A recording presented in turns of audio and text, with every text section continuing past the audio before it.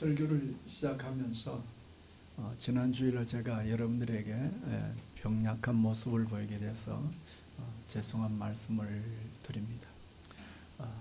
이제 나이가 들면서 질병이라는 것을 어쩔 수 없이 친구처럼 달고 살아야 되겠다 싶은 각오도 하고, 조금만 무리하면 몸에 이상이 오는 게 이렇게 늙어감의 정상인 것 같습니다. 그러나 주의 성령으로 다시 힘을 내어서 오늘 이 시간에 강단에 설 수 있게 되어서 하나님 앞에 감사하고, 매주일 한 주간이 하루하루가 마치 오뚜기처럼 성령의 힘으로 일어서서 여러분과 함께 할 수 있기를 소원해 봅니다. 내 인생에 있어서 환경적으로, 육체적으로, 생리적으로 한계를 느낄 때, 아이고 나는 이제 더 이상 못한다 싶을 때 여러분들은 어떤 반응을 보입니까? 아이고 이제 나는 끝이구나 싶을 때, 이제 그냥 주저앉을 수밖에 없다 싶을 때 여러분들은 어떻게 합니까? 오늘 본문 여호수아서 6장 말씀은 이스라엘 백성들이 하나님 말씀에 순종해서 드디어 광야에서 나와서 가나안 땅으로 전진에 들어갔고, 초장이죠. 들어가자마자 원래 사탄이 하는 전략의 중요한 특징이 뭐냐, 초장에 우리를 깨부신다는 거예요. 제가 살아보면서 엄청 많이 느낍니다. 뭔가 새로운 결단을 하죠. 그러면 초장에 주저앉히려고 그러잖아요. 이스라엘 백성들이 광야를 나와서 말씀에 순종해서 두려운 마음으로, 떨리는 마음으로 요단강을 건너 가나안에 들어가자마자 가나안에서 가장 강력한 여리고성을 만나고, 젖과 꿀이 흐른다는 그 땅에 대한 막연한 기대감은 눈처럼 사라지고 본능처럼 실망과 좌절과 신세 한탄이 찾아옵니다. 그리고 우리의 인생도 비슷하고, 우리의 인생도 뭔가 새로운 결심을 한번 하고 일어서려 그러면 정말로 초장에 사단이 와서 우리를 마구잡이로 두들겨 펴서 다시는 새로운 생각, 거룩한 생각, 비전을 품는 생각을 못하도록 주저앉혀 버리죠. 그래서 인생은 살면 살수록 좀 더 쉬워지나 싶고, 좀 더 요령을 터득하니까 잘 갈 수 있을겠다 싶은데 그렇지 않더라고요. 인생길은 가면 갈수록, 나이를 먹으면 먹을수록 더욱더 첩첩산중인 것을 경험하게 되어집니다. 그런데 이런 상황 속에서 성경은 뭐라 그러느냐, 여리고성이, 그 하늘처럼 높던 여리고성이 무너졌다라고 성경이 증거하고 있습니다. 따라서 오늘 이런 본문을 가지고 여리고성을 무너뜨린 믿음의 특징이라는 설교로 말씀을 드리고자 합니다. 다시 말하면 한계를 넘어선 믿음의 특징, 다시 말하면 승리하는 믿음의 특징, 그것이 무엇이냐? 우리는 믿음을 일반적으로 지정의라는 세 가지 측면에서 이야기하잖아요. 그래서 그 관점에서 오늘 본문을 가지고 여리고성을 무너뜨린 믿음의 지정의적 관점에서 세 가지로 살펴보려고 합니다. 첫째는 뭐니 해도 믿음은 여러분 감정의 영역입니다. 제일 큰 영역을 차지합니다. 감성의 영역입니다. 내가 아무리 무슨 많은 지식을 성경 박사고 뭐 한다 하더라도, 성경에 대해서 아무리 내가 빠듯하게 안다 하더라도 내 감정이 두려움에 눌려버리면 모든 것이 헛수고입니다. 저는 잊을 수가 없습니다. 잊을 수가 없어. 그 옛날에 젊은 때에 혈기왕성하던 시절에 못할 것이 없다 생각되던 시절에 나는 자신 있다 생각되던 시절에, 나는 깃발 날린다 생각하는 그 시절에 밤 3시에 그 깊은 아우라지 강을 지나며 공동모지를 지나며 앞에 눈이 불이 번쩍번쩍하는 짐승들이 지날 때 그 조그마한 여성 자전거를 타고 그 길을 지나갈 때 다리가 얼마나 떨리는지, 얼마나 두려운지, 그때는 신학교에서 공부한 뭐 이런 것 다 사라지고 그저 그냥 두려움에 벌벌 떨었던 기억이 있습니다. 믿음은 감정의 영역이 제일 우선되어야 합니다. 내 감정에 있는 부정적인 요인들을 믿음으로 제압하지 않고서는 아무 소용이 없습니다. 그래서 하나님께서 이스라엘 백성들에게 이 여리고성을 공격할 때 너무 잘 아는 이야기잖아요. 총 몇 바퀴 돌았죠? 매일 한 바퀴씩 7일 동안 돌고 7일째는 7바퀴 돌으라 그랬으니 13바퀴죠. 13바퀴를 돌으라는 하나님의 명령을 선포할 때에 거기에 잊지 못하도록 반드시 해야 할 감정적 신앙의 훈련을 시킨 부분이 있습니다. 그것은 뭐냐면 여호수아 6장 10절에 여호수아가 백성에게 명하여 가로되 너희는 외치지 말며 너희 음성을 들내지 말며 너희 입에서 아무 말도 내지 마라. 한마디로 말하면 입을 딱 다물으라는 거죠. 어금니를 꽉 깨물으라는 거죠. 왜? 무서우니까요. 오늘 주보 1면에 여리고성을 그려놨습니다마는 동그랗잖아요. 그 주변을 돌면 어떻게 되겠습니까?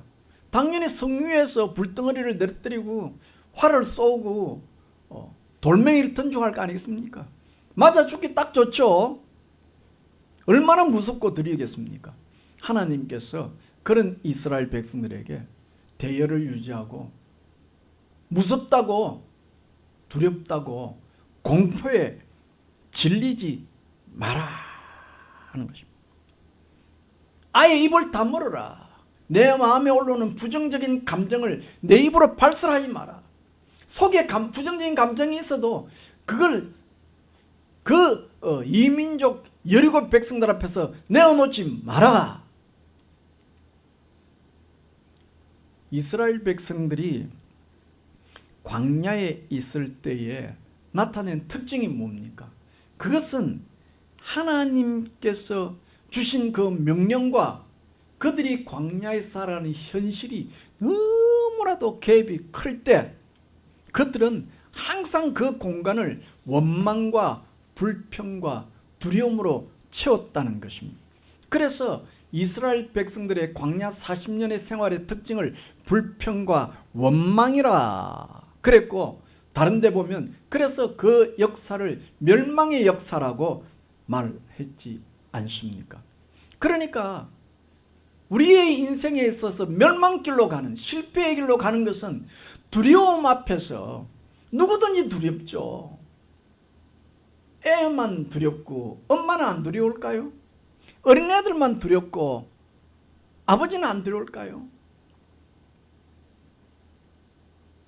저는 이제 우리 어린 도우기를 보니까 생각이 갑자기 납니다만은 어릴 때 젊은 신혼 때 우리 장모님이 아이를 키우는 걸 배웠습니다. 제가 뭘 알겠어요. 아무것도 꼭 하는 일이 기억나는, 애가 경기가 놀래잖아요. 펄쩍펄쩍 뛰면 어떻게 해요? 품에 안고 꼭 이렇게 힘을 줘서 꼭 끌어안습니다. 애가 놀라서 펄쩍펄쩍 뛰지 못하도록. 그러면 애가 더 놀라서 그냥 자지러지잖아요. 애를 품에 꼭 등을 다. 그러면 애가 조용히 잠을 자게 되잖아요. 이스라엘 백성들이 여리고성을 돌 때 얼마나 두렵고 무섭고 떨리고 입에서 막 그냥 아이고 죽겠다 막 이런 소리가 얼마나 나오겠습니까? 그때 하나님께서 이스라엘 백성들에게서 입을 다물어라. 입을 꽉 다물고 어금니를 눌러라. 속에는 원망과 불평과 의심과 두려움이 뿌역뿌역 올라옵니다. 그리고 이런 것은 아무리 과학이 발달해도 그때나 지금이나 인간의 본성은 변함이 없습니다. 교회를 아무리 다녀도 이 두려움이 사라지지 않습니다, 여러분. 제가 뭐 틀린 이야기 했습니까? 교회를 오래 다니면 아무리 무서운 일이 있어도 안 무섭죠? 장로님들 어떻습니까? 큰 놀라운 일을 당해도 아무렇지도 않죠? 어떻습니까? 여러분들은 어떻습니까? 그렇게 생각할 수가 있지만 그렇지 않아요. 아무리 교회를 오래 다녀도 두렵고 무서운 일이 생기면 마음이 떨리기 마련입니다. 그러나 예수님을 온전히 믿는 사람과 믿지 않는 사람의 차이점은 뭐냐니까, 내 마음에 두려움이 일어나느냐가 안 일어나느냐가 아니고 그걸 내 입으로 그대로 토해내느냐 토해내지 않느냐, 그 차이죠. 어린아이와 어른의 차이점, 어머니와 어린 아들의 차이점. 두려운 일이 있을 때 아이는 놀라서 소리를 지르지만은 엄마는 그 어린 아이를 품에 안고 따두기는 거죠. 엄마들 무섭지 않겠습니까? 그러나 어머니는 자식 앞에서 두렵다고 소리를 내지 않죠.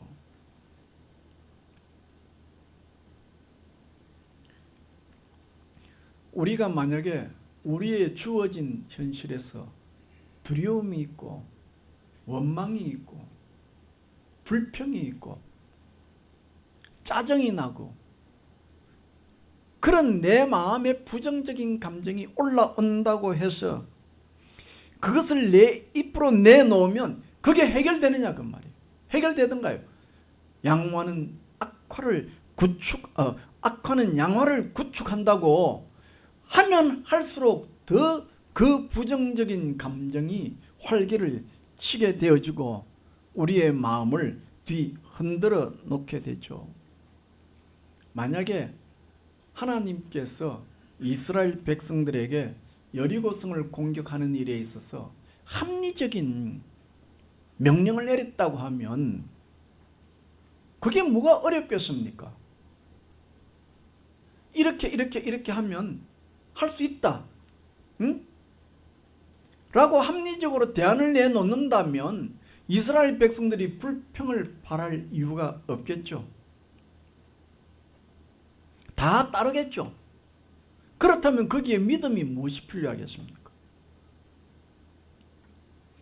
믿음이 없는 사람의 특징, 교회를 다녀도 믿음이 없는 사람의 특징, 내가 이해할 수 없는, 받아들일 수 없는, 자기가 생각할 때 합리적이다 생각되지 않는 말씀을 하나님께서 순종해라 할 때 그때 불편해하고 원망해하는 것, 이게 믿음 없는 사람의 특징입니다.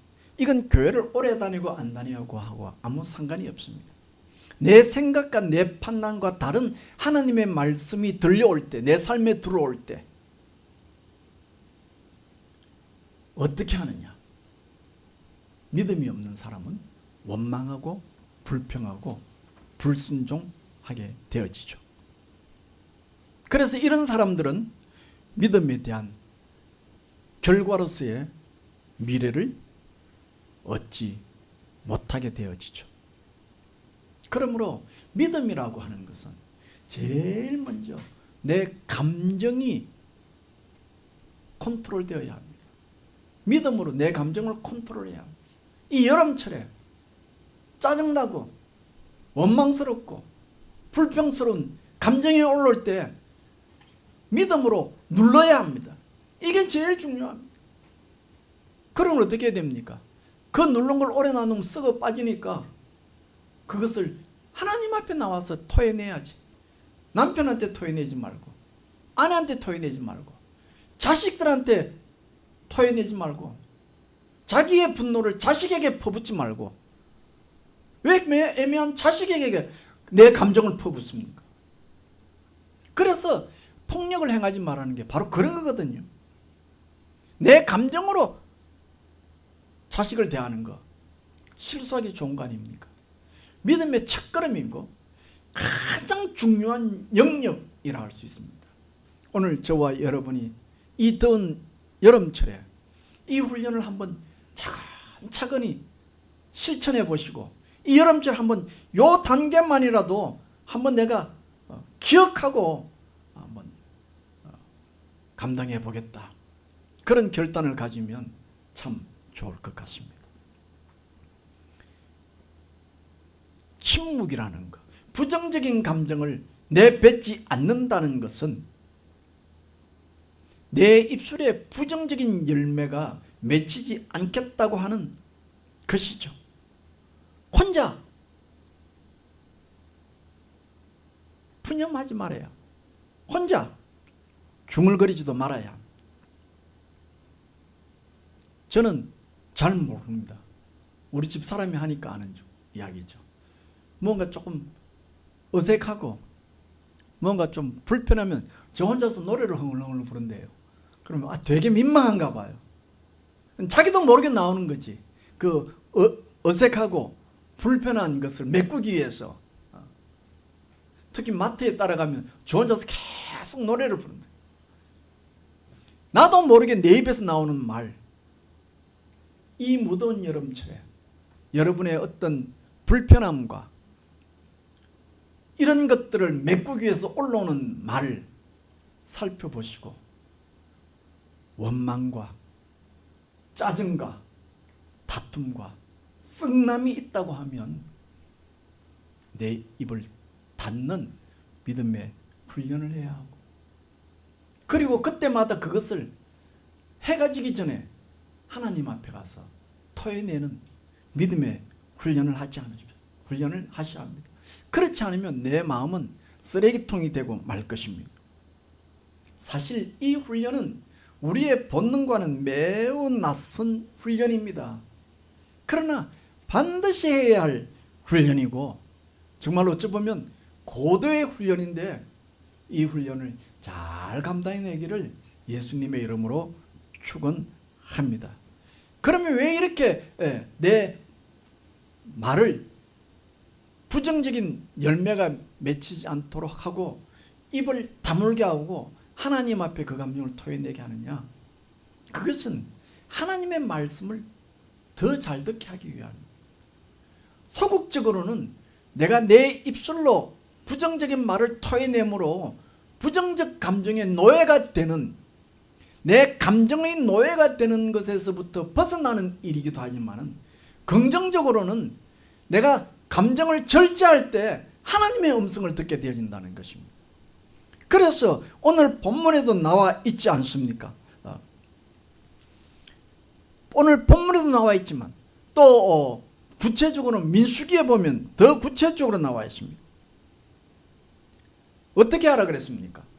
여리고를 돌 때에 13바퀴를 돌 때 하나님께서 엄명을 내렸잖아요. 이스라엘 백성들로 하여금 입을 닫으라고. 그럼 가만히 입만 닫고 가느냐? 아니에요. 입을 닫을 때 무슨 소리가 들리겠습니까? 이스라엘 백성들이 앞서갈 때 맨 앞에 뭐가 가죠? 언약궤가 맨 앞장서잖아요. 그 언약궤 곁에서 제사장들이 나팔을 불잖아요. 7나팔을 불잖아요. 그러니까 막 입에서 원망이 나오고 불평하고 싸우고 다투는 소리가 나오면 그 앞에 있는 나팔 소리가 안 듣기겠죠. 내가 입을 다물고 가만히 있을 때 앞에서 제사장이 부는 나팔 소리를 들었던 것입니다. 그리고 이것은 이스라엘 백성들이 광야 40년 동안 생활하면서 받았던 훈련이기도 합니다. 평상시에는 십자가 모양으로 딱 서 있고 진행할 때는 일렬로 진행한다 그랬잖아요. 그때 항상 언약궤가 맨 앞에 서거든요. 그리고 그 앞에 제사장들이 나팔을 불잖아요. 그래서 옛날에 저는 보지 않았지만 영국 군대들이 전쟁하면 항상 앞에 군악대들 앞장서서 이렇게 했다 하는 이야기가 바로 성경에서 나온 그런 이야기가 아니겠습니까? 그러니까 이스라엘 백성들이 지금 여리고성을 돌 때에 입을 딱 다물고 두렵지만은 입을 딱 다물고 앞에 행진하는 제사장의 나팔 소리를 듣게 하는 것은 그 당시 광야에서 그 무서운 환경 속에서 하나님께서 나팔을 소리를 통해서 그들을 보호하시고 지켜주시고 승리하셨던 경험들을 떠오르게 하는 소리였습니다. 나팔 소리를 들을 때 하나님이 우리와 함께한다, 그래 하나님이 나와 함께 하시지 하는 하나님의 임재를 기억나게 하는 것이었습니다. 그러니까 침묵하게 하는 것은 불안에 노출되었을 때 그 공포를 입으로 발하는 것이 아니라 입을 다물게 하는 것은 소극적으로는 나로 하여금 부정적 감정의 노예에서 벗어나게 하는 일이지만은 적극적으로는 하나님께서 약속하신 말씀을 듣도록 하기 위함입니다. 성도 여러분, 오늘 이 말씀 잘 기억하셔서 실천할 수 있는 그런 여러분 되기를 예수님의 이름으로 축원합니다. 그리고 성경에 보면 이렇게 이야기했어요. 마지막 바퀴를 돌고는 어떻게 하라 그랬습니까? 다 같이 함성을 질라 그랬죠. 그건 아마도 아멘 그런 소리 같아요. 제 생각해 볼 때 하나님 말씀을 듣고 함께 아멘 함으로 믿음에 확신하는, 승리의 확신을 선포하는 그런 말씀 같습니다. 어쨌든지 이 여름철에 이 감정적인 영역의 훈련이 잘 되기를 다시 한번 소망해 보겠습니다. 두 번째는 지식적인 영역입니다. 지식적인 영역이란 무엇이냐 하면 하나님의 약속의 말씀을 믿고 의지하는 신앙입니다. 내 마음속에 부정적인 감정을 갈아엎었습니까? 그렇다면 그걸로 끝나는 것이 아니고 내 마음에 하나님의 하신 약속의 말씀을 생각하고 그것을 내 마음에 심는 것입니다. 이스라엘 백성들이 여리고성을 직접 대면하니 너무너무 컸습니다. 그래서 40년 전에 그들의 부모들이 보고했던 말들이 기억이 납니다. 얼마나 그 성이 컸던지 자기들은 그 성에 비하면 메뚜기처럼 보였다고 열등감에 사로잡혔던 것을 생각하고, 이스라엘 백성들은 여리고성을 보면서 내 마음속에 원망과 불평 다음에 열등감이라는 감정이 올라오기 시작했습니다. 오늘 본 배경을 이루는 여호수아서 6장 1절 말씀 보면 여리고는 굳게 닫혔고 출입하는 자가 없었다. 물론 이 말씀은 이스라엘 군대가 쳐들어오니 여리고 주민들이 성문을 닫고 방비하기 때문에 사람이 없었겠지만은 그것은 객관적인 이야기고, 이 말씀을 전해주는 그 속의 의미는 이스라엘 백성들이 여리고성을 볼 때 그 마음속에 희망이 닫혔다는 것을 가르쳐주는 말씀이기도 합니다. 희망이 끊겨버렸어요. 여리고를 볼 때 소망이 끊어져 버렸어요. 그러나 그 가운데서 이스라엘 백성들은 하나님이 자신들에게 해주신 약속의 말씀을 기억해야 하는 것입니다. 그것이 살아날 수 있는 두 번째 믿음의 단계입니다. 하나님께서 여호수아 6장 오늘 본문 2절 이하를 보면 이 여리고성과 관련되어서 약속한 것이 두 가지입니다. 하나는 여리고성과 그 왕들과 용사들을 이스라엘 백성들의 손에 붙였다는 것이고, 다른 하나는 여리고성이 무너질 것이라는 하나님의 약속의 말씀입니다. 내 마음속에 여리고성을 보면서 이스라엘 백성들은 엄청난 열등감에 노출되었으나 하나님이 그 속에서 그 성과 왕과 백성들을, 군인들을 내 손에 붙였다 하는 약속, 그리고 그 성이 무너질 것이라는 약속, 그 하나님의 약속을 붙잡았습니다. 여기 붙였다 하는 말은 시제상으로 보면 과거 완료형입니다. 과거 완료형이라는 것은 이미 완료가 되었다는, 하나님 보시기에는 이미 여리고성은 무너졌다는 거예요. 이스라엘 백성들이 눈에 볼 때는 견고한 성일지 몰라도 하나님이 볼 때는 이미 그 성은 무너진 성이다. 그러므로 너희들은 그냥 가기만 하면 넘어질 것이다. 그런 뜻입니다. 너희들이 믿음만 붙이면, 너희들이 믿음으로 약속의 말씀을 붙잡고 순종하면 너희들은 승리를 반드시 거둘 것이다 하는 것입니다. 그리고 여호수아 6장 2절 말씀을 조금 더 자세히 보면 내가 여리고와 그 왕과 용사들을 내 손에 붙였으니 하는 우리 한글 성경이 나오는데, 원문을 보면 그렇지 않습니다. 원문에는 보라 하는 말, 감탄사 겸 명령인 보라 헨이라 그러죠. 히브리어로 보라 하는 감탄사가 맨 앞에 붙어 있습니다. 보라, 내가 붙였다. 그러니까 이 보라라는 말은 뭘 강조하니까 붙였다는 말을 강조하는 거예요. 하나님이 이미 여리고성을 무너뜨렸다는 사실을 강조하는 거예요. 보라, 다시 말하면 이스라엘 백성들이 그것을 주목해라. 너희들이 마음이, 너희들의 보는 눈이 여리고성의 위대하고 엄청나고 견고하고, 그래서 나로 하여금 한계를 느끼고 절망을 느끼는 그것을 보지 말고 내가 너희에게 약속한 내가 그 성을 무너뜨릴 것이라고 한 그 약속을 보라, 거기에 초점을 맞추어라 하는 것입니다. 우리가 어느 때 열등감을 느낍니까? 학교에서는 또 어느 때 열등감을 느낍니까? 학생들끼리 있으면 나보다 공부 잘하는 학생 보면 열등감이 느끼죠. 학교 선생님들끼리도 잘 나가는 선생 보면 열등감을 내가지고 왜 못하지 나는? 하고 열등감이 느끼잖아. 이스라엘 백성들이 언제 열등감을 느낍니까? 자기들은 성도 없는데 여리고성은 얼마나 큽니까? 그것 보면서 열등감에 빠지잖아요. 그때 하나님께서 뭐라 그래요? 보라, 여리고성을 보지 말고 뭘 보라고요? 하나님이 약속하신 말씀을 보라고. 무엇을 약속했어요?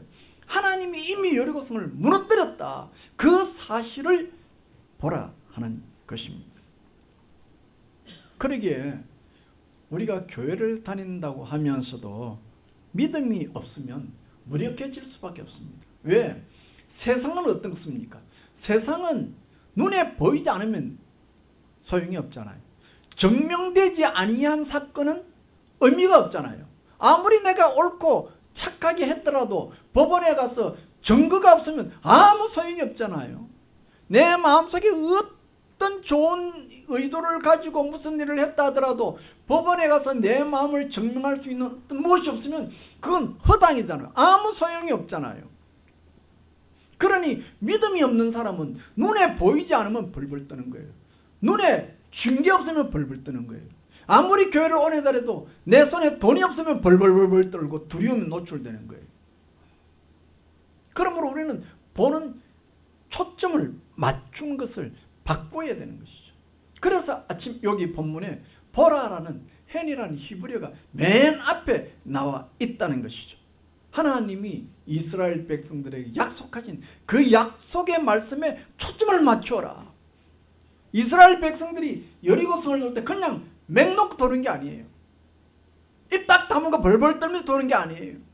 하나님이 이 여리고성에 약속하신 하나님의 말씀, 내가 그들의 군사들과 왕을 이미 붙잡았고 여리고성을 무너뜨리게 했다. 그 약속의 말씀을 너희들이 붙잡고 가라. 저에게는 참으로 현실적으로 이 말씀이 들립니다. 노년이 되면 어떻게 살지? 이제 노년이 되면 사람들의 삶의 질이 달라지잖아요. 지혜가 있는 사람은 노년을 위해서 많은 대비를 해놨겠죠. 노년을 위해서 집도 살아갈 수 있는 재물도. 그러나 목사들에게는 그런 게 없잖아요. 목사들에게는 아무 게 없습니다. 우리 이 교단의 총회장을 지내신 목사님도 은퇴를 하시고 생활이 힘들어서 어려워한다는 이야기를 들었습니다. 목회자들이 그렇습니다. 뭐 자신을 위해서 모아놓은 돈이 있겠어요? 오직 주를 위해 다 썼지. 모든 걸 다 썼지. 그러니 내가 만약에 하나님이 나와 함께 하신다는 믿음이 식어지면 벌벌벌벌 떨 수밖에 없을 것이고, 저도 그런 환경에 노출된 것은 아마 비슷할 것이고 여러분들도 비슷할 것이라고 생각되어집니다. 그러므로 우리의 주어진 삶에 초점을 맞추지 마시고 하나님이 약속하신 그 약속의 말씀을 붙잡고 우리가 살아가면 반드시 하나님은 우리에게 승리를 주실 것이라 그렇게 생각합니다. 이 지식적인 훈련, 약속의 말씀을 붙잡고 의지하는 훈련. 세 번째는 그 말씀에 순종하는 삶, 의지적으로 순종하며 발을 내딛는 삶, 이것이 우리에게 필요할 것입니다. 이제 우리의 삶에는 이 믿음의 세 가지 영역을 훈련하는 기회가 남아 있습니다. 얼마만큼 순종할 것이며 얼마만큼 열정적으로 그 길을 달려갈 것인지는 저와 여러분의 손에 달려 있습니다. 여리고성을 점령하는 길은 사람의 눈으로 볼 때는 비합리적이고 비이성적이고 비현실적인 생각이나, 그러나 그것은 하나님이 약속하신 길이고 그 길을 걸어갈 때 성경은 여리고성은 무너졌다고 말씀하고 있습니다. 앞서 말씀드렸지만 여리고성을 점령하는 길이 합리적이고 현실적이고 충분히 이해가 되는 방법이라고 한다면 믿고 할 필요가 전혀 없죠.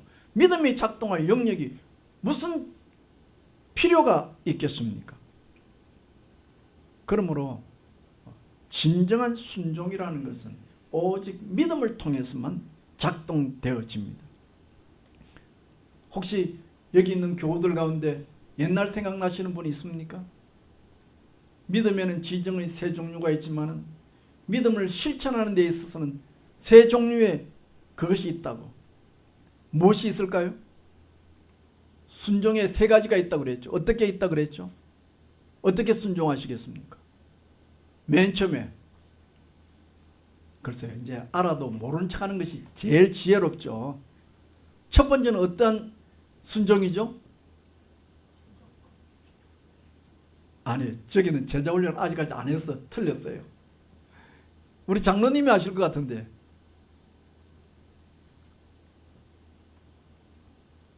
우스개지만 집에서 무슨 일을 우리 마누라 나를 보고 시켰어요. 내가 핸드폰 본다고 있었더니 한 말이 적극적 순종 그러더라고요. 적극적 순종. 말씀을 들으면 적극적으로 순종하라는 거. 적극적 순종. 되겠습니까? 적극적 순종. 또 무엇이 있습니까? 끝까지 순종. 그리고 또 무엇이 있습니까? 열매 맺을 때까지 순종. 내가 숨이 살아있는 한 나는 주의 말씀에 끝까지 열매 맺을 때까지 나는 이 길을 걸어가리라.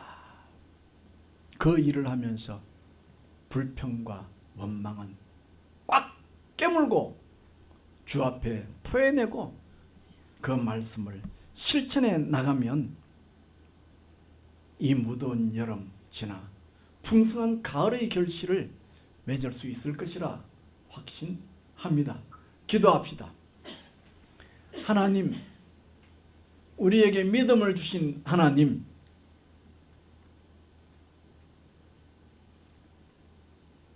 믿음의 감성적인 영역과 지식적인 영역과 의지적인 영역에 훈련을 요구하시고 우리의 남은 인생에 이 훈련이 경험되어지기를 원하시는 하나님, 감사합니다.